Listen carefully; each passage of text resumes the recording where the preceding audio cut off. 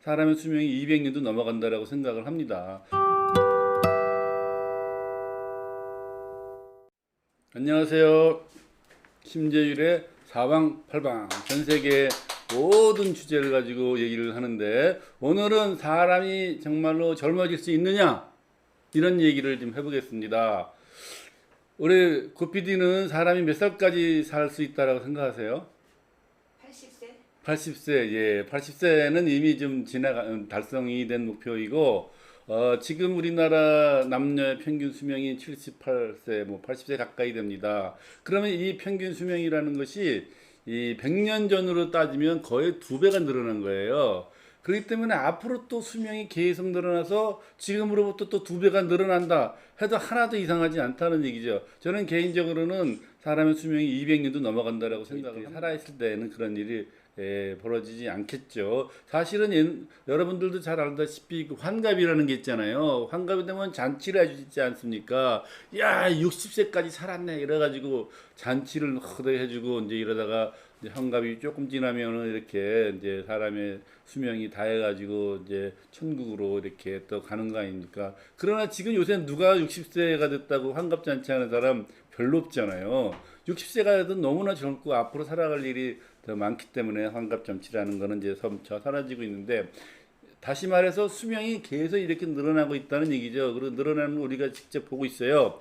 그러면은 수명이 얼마까지 늘어나냐라는 이러한 논의에 있어서 또 중요한 개념이 하나가 뭐냐면, 노화, 사람이 늙는 것이 이것이 자연 현상이냐 아니면은 질병이냐, 이런 것들이 이 노화 과학자들 사이에 얘기가 되고 있는 주로 핵심적인 그런 토론의 주제입니다. 만약에 노화라는 것이 자연 현상이다, 그러면은 어떻게 됩니까? 아가 돌릴 수 없다, 순응해야 된다, 이렇게 나오겠죠.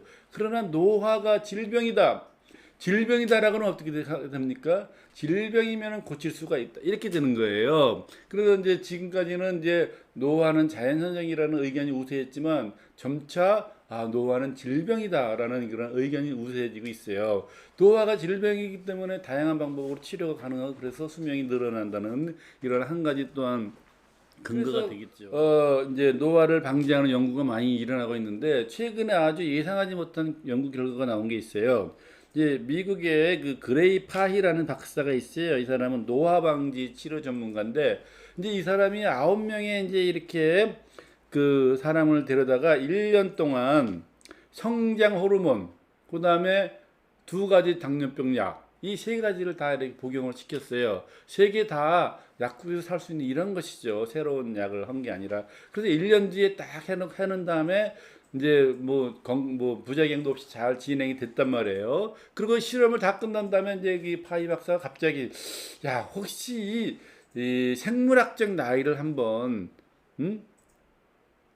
저걸 해봐야, 조사를 해봐야 되겠다, 이런 생각이 들었어요. 그래서 이 사람의 생체 나이 측정하는 전문가인 그 캘리포니아 대학의 스티븐 호바스 박사를 찾아갔습니다. 스티븐 호바스 박사는 그 생체 시계를, 쟤는 후생 유전자를 이용한 생체 시계를 개발한 그런 사람이에요.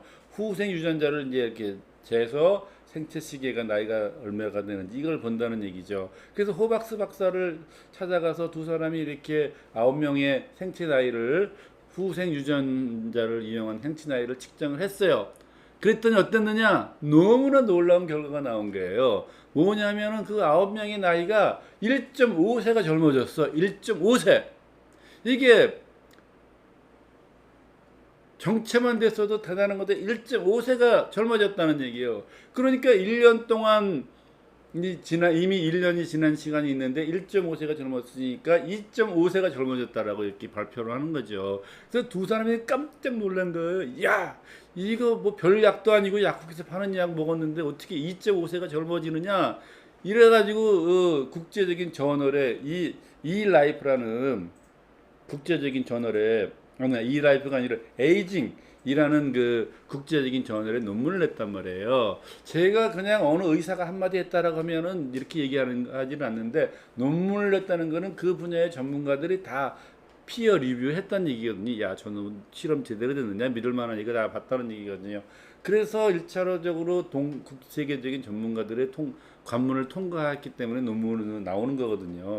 그래서 그 논문들이 2.5세가 젊어졌다는 거에 대해서 어느 정도 인정을 했다는 얘기죠. 그러면은 이 그레그 파이 박사가 9명한테 매긴 그러한 약이 뭐냐? 첫 번째로는 이제 재조합형 인간 성장 호르몬 RHGH라는 거예요. 그 다음에 또 뭘 먹였냐면은 그 당뇨병 치료제인 디하이드로 에피안드로스테론 DHEA라는 것을 먹었고, 또 하나는 메트포민이라는 걸 먹었어요. 이 세 종류를 먹었죠. 그럼 왜 세 종류를 먹었냐? 이것이 이제 궁금해지겠죠. 먼저 이 그레그 파이라는 사람이 이, 이 약을 먹이는 첫 번째 가장 그 기본적인 목표는 뭐냐면, 인간의 가슴에는 여기 가슴샘이라는 게 있어요. 여기 요 가슴뼈 뒤에 딱 숨어 있는데 이렇게 두 개가 있습니다. 조그만 가슴샘이 있는데 이 가슴샘이 뭐냐? 청춘의 샘이에요. 청춘의 샘. 다른 말로 얘기하면 이 가슴샘에서 계속 새로운 것이 나오고, 이 가슴샘에서 이 적혀 T 세포도 만들어지고, 그렇게 뭐 건강을 질병에 대항하는 세포도 만들어지고 성장 세포도 만들어지고 이런 것이 이제 가슴샘인데, 이 가슴샘이 계속 어렸을 때는 아주 활발하게 자라다가 어떻게 되느냐? 사춘기 때가 되면서부터 슬슬 이렇게 줄어들기 시작해요. 가슴샘에 이제 지방이 이렇게 끼기 시작하는 것이죠. 그래서 사춘기가 때 피크에 올랐다가 나중에 나이 들면 가슴샘이 좀 줄어들어서 이제 지방 덩어리가 되고 마는 것이죠. 그레그 파이 박사는 바로 이 가슴샘을 회복시키는 그러한 처방을 내는 겁니다. 그래 그 이 사람이 1986년에 이 어떤 논문을 읽었더니 과학자들의 성장 호르몬 분비 세포를 쥐에게 이식했어. 그랬더니 면역 체계가 회복이 됐다. 이런 연구 결과를 읽었어요. 그러니까 그걸 보고 야 이제 조금 있으면 사람한테 저걸 줘보면 어떻게 될지 참 궁금하다 이래가지고 계속 기다렸는데 어느 누구도 이 성장 호르몬 분비 세포를 사람한테는 실험을 안 하는 거예요.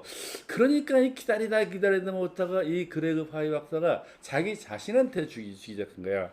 그런데 이제 과학자들이 이 사람을 대상으로 이걸 하기 못한 이유는 뭐냐면은 이게 이제 인슐린에 대한 또 인슐린을 더 당뇨병을 더 이렇게 저거 하는 더 촉진하는 그러한 부작용이 있기 때문에 못한 거거든요. 그런데 이제 이 사람은 자기 자신을 대상으로 했는데 첫 번째로는 성장 호르몬과 그다음에 DHEA를 이제 복용을 했어요. 그랬더니 인슐린 수치가 올라가는 거야. 그 올라가는 인슐린 수치를 억제하기 위해서 또 하나 메트포민이라는 그런 당뇨병 약을 추가로 먹은 것이죠. 그래서 이 세 가지 칵테일이 조합이 된 거예요. 그리고 자기 몸을 대상으로 성장 호르몬, RHGH, 그다음에 당뇨병 치료제인 DHEA, 그다음에 메트포민, 이 세 가지를 먹어보니까 자기 자신 효과가 있거든. 그렇기 때문에 이번에 9명을 대상으로 실험을 한 것이죠. 그리고는 이제 이 효과를 그동안 측정을 못하고 있다가 캘리포니아 대학에 있는 스티븐 호바스 박사한테 후생 유전자를 이용한 생체 나이 측정이라는 이런 새로운 가지고 측정을 해보니까 2.5세가 젊어졌다, 이 놀라운 결과가 나온 거죠. 2.5세가 얼마나 놀랐습니까? 그런데 이제 이번 실험에는 굉장한 약점이 있어요. 뭐냐면 일단은 9명밖에 안 했어. 9명. 9명밖에 안 했기 때문에 너무 이렇게 실험 대상자가 너무 작고, 그다음에 이런 실험에서 중요한 거는 뭐냐면 대조군이 있어야 되거든요. 이렇게 약을 먹인 사람, 그다음에 그렇게 먹지 않은 사람, 이렇게 대조해가지고 1년 뒤에 비교를 해야 되는데 이제 그게 없었어요. 또 하나 이 약점이 뭐냐면은 생체 나이를 재는 방법이 이 호박스 박사가 이용한 거는 이제 후생 유전자를 이용한 방법인데, 그것만 가지고 과연 젊어졌다라고 단정할 수 있느냐? 예를 들어서 수명 나이, 수명을 이렇게 나타내는 텔로미어를 재보지도 않았고, 그 다음에 그 분자에서의 변화라든지 뇌에서의 변화 이런 거는 측정하지 않았기 때문에 뭐 성급하게 이야기하기는 어렵다라고 단서는 달았지만, 그래도 이렇게 두 명의 전문 과학자들이 얘기를 한 결과 2.5세가 젊어졌다는 이런 것에 대해서 이제 굉장한 자부심을 갖고 정말 과연 이것이 새로운 또 21세기의 어떤 그 불로초가 될 것이냐 이런 것에 대해서 관심이 모아지고 있는 것이죠. 그리고 처음에 얘기했던 것이 이것이 무슨 특별한 약을 먹였다거나 이러면 힘들어지잖아요. 약국에서 파는 그런 성장 호르몬과 당뇨병 치료제를 먹어서 이런 효과가 나타나는 것이죠. 앞으로 이것이 정말로 예상한 것처럼 그와 같은 효과를 낼지 아니면은 뭐 알고 봤더니 뭐 별거 아니더라 이런 결과가 나올 수도 있기 때문에 뭐 단정적으로 얘기를 할 수는 없지만 그러나 제가 처음에 얘기했듯이 사람의 수명은 계속 늘어납니다. 이거는 분명합니다. 그렇기 때문에 200살까지도 저는 간다고 봐요. 그렇기 때문에 지금 예를 들어서 65세가 되면 노인이라 그러는데 조금 있으면 노인이라는 그 정의 자체도 바뀔 것이고 모든 라이프 스타일이 바뀔 것이고 사회 제도가 바뀔 것이고 연금 제도, 보험 제도, 주택, 뭐 도로, 교통 이런 모든 것이 바뀔 겁니다. 그런 것에 대비하는 저희들의 그 대비하는 이런 것들이 있어야 또 미래를 대비하는 좋은 이러한 방비책이 되겠습니다. 오늘은 젊어지게 하는 그러한 새로운 요법에 대해서 설명드렸습니다. 감사합니다.